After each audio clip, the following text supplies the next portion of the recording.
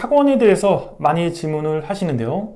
고등까지 봤을 때 보내지 말아야 될 학원 유형 3가지를 말씀을 드려보겠습니다. 첫 번째는 중등 내신 기간을 4주 이상 가져가는 학원입니다. 고등부까지 자녀를 키워보신 부모님들 같은 경우는 중학교 내신이 정말 의미가 없다라는 것들을 많이 알게 됩니다. 왜냐면 중학교는 절대평가이기 때문에 대부분 학교에서 문제를 쉽게 내죠. 보통 A를 받는 학생들의 비율이 최대 40%까지라고 하니까 정말 많은 비율로 A를 만들어준다라고 생각을 하면 됩니다.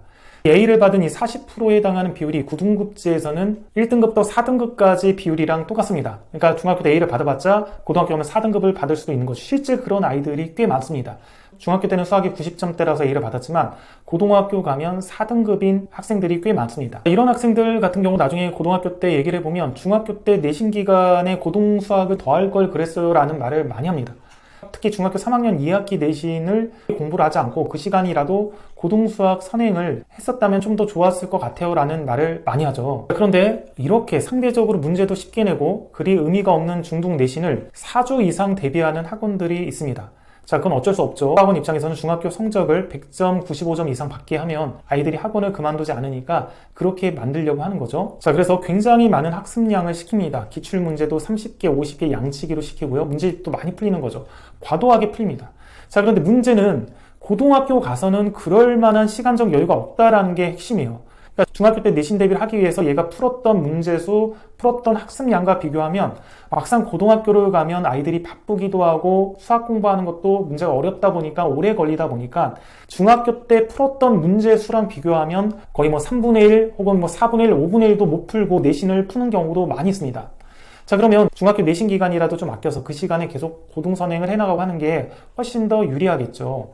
자, 그래서 이렇게 중등 내신을 4주 이상 가져가는 이런 중등 학원들은 아이들의 미래보다는 일단 우리 학원을 그만두지 않게 하겠다라는 그런 생각이 지배적인 겁니다. 거기에 부모님들도 동조하면 고등학교 가서 후회하는 부모님이 되겠죠. 그래서 제가 추천하는 거는 중학교 내신 대비 기간은 2주 이하만 잡고 진도를 나가는 학원을 추천을 드립니다. 예를 들어 제 셋째 아들 같은 경우는 중학교 내신 대비 기간을 이번에 일주일 딱 줬습니다. 내신 대비 기간을 최소화시키고 고등학교에서 수학을 잘하게끔 그런 준비를 해나가는 게 중요하겠죠.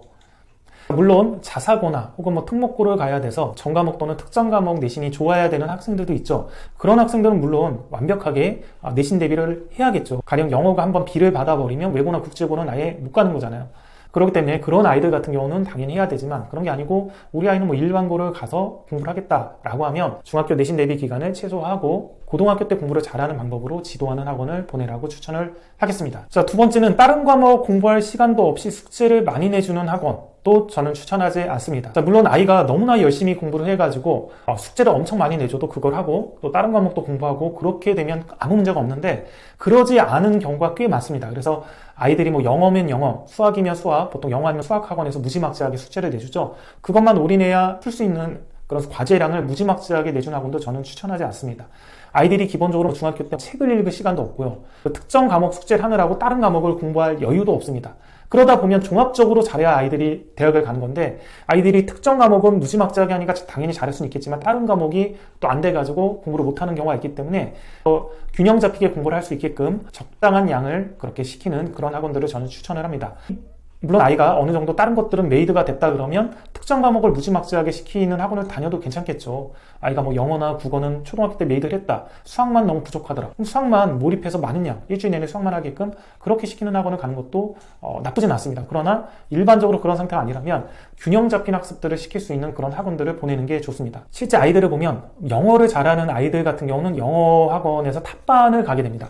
탑반을 가게 되면 정말 무지막지하게 영어 숙제를 많이 내주거든요. 근데 이렇게 영어를 잘하는 애들을 보면 또 수학을 못하는 경우가 많습니다. 그러니까 수학은 고등학교 가면 9등급제에서 잘해야 3등급, 못하면 4등급. 일반고 가면 이 정도밖에 안 되겠다라고 판단이 되는 아이들인데 영어는 또 잘해서 영어 탑반에 가서 영어는 무지막지하게 학습을 하다 보니까 정작 부족한 수학은 공부를 많이 할 수가 없는 거죠. 그러니까 아이는 또 영어를 잘하다 보니까 영어에 대한 욕심이 많아서 그 탑반에서 내려가기는 싫고 그러다 보면 수능 수준까지도 학습을 시키다 보니까 그걸 하다 보면 다른 과목은 못하고 그렇게 되다 보면 영혼이 불균형이 돼가지고 아이가 좋은 대학을 가기가 힘들어지는 거죠. 물론 영어는 잘하겠죠. 세 번째는 성취도가 좋지 않아도 진도만 나가는 학원도 추천하지 않습니다. 이거는 성취도를 학원에서 매번 시험을 보고 알려주는 학원도 있지만 제대로 안 알려주거나 학원에서 쉬운 문제로 시험을 봐서 성취도가 높은 것 같이 보이게끔 하는 학원도 있습니다.